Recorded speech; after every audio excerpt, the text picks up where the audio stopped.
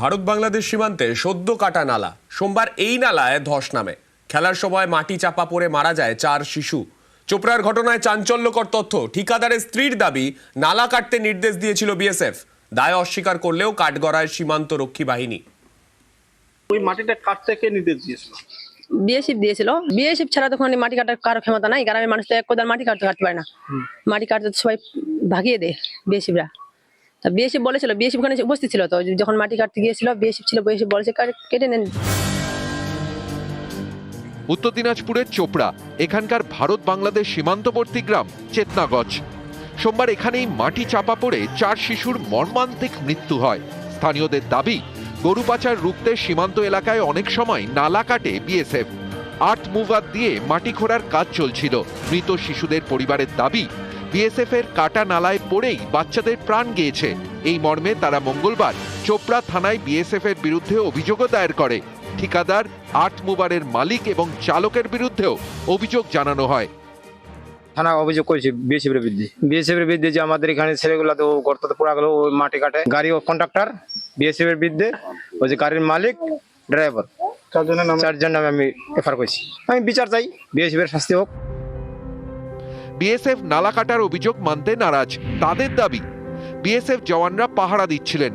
স্থানীয়দের চেঁচামেচি শুনে তারা ঘটনাস্থলে যান। কয়েকজন যন্ত্র দিয়ে মাটি কেটে ট্র্যাক্টরে তুলে নিয়ে যাচ্ছিলেন। বাচ্চারা সেখানে খেলছিল। মাটি ধসে বাচ্চারা চাপা পড়ে। তাদের বিএসএফ এর অ্যাম্বুলেন্সে দ্রুত হাসপাতালে নিয়ে যাওয়া হয়।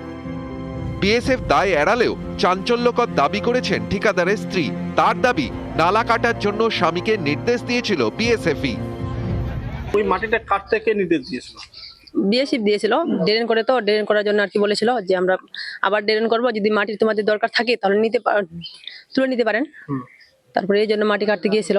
বিএসএফ নির্দেশ দিয়েছিল। বিএসএফ ছাড়া তখন মাটি কাটার কারো ক্ষমতা নাই। গ্রামের মানুষ তো এক কোদাল মাটি কাটতে পারে না। মাটি কাটতে সবাই ভাগিয়ে দেয় বিএসএফরা।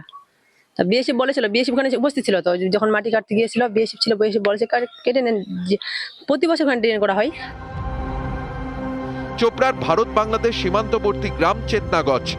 কাটাতার থেকে মাত্র 30 মিটার দূরে খোঁড়া হয়েছে নালা।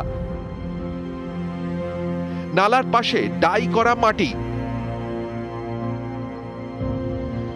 সোমবার এই নালার পাশেই খেলছিল বেশ কয়েকজন শিশু। তখন আচমকাই ধস নামে। নালায় পড়ে যায় 4 শিশু। 4 জনই মাটিতে চাপা পড়ে যায়। তাদের উদ্ধার করে বিএসএফ। নিয়ে যাওয়া হয় চোপড়া দলুয়া স্বাস্থ্য কেন্দ্রে। 4 জনকেই মৃত বলে ঘোষণা করেন চিকিৎসক। এই মর্মান্তিক ঘটনায় প্রাণ হারায় গোলাম মুস্তাফা, ইউসুফ আলী, মোহাম্মদ ইসলাম ও তালেব আলাম। এই ঘটনায় আর্থ মুভারের চালককে সোমবার গ্রেফতার করে পুলিশ।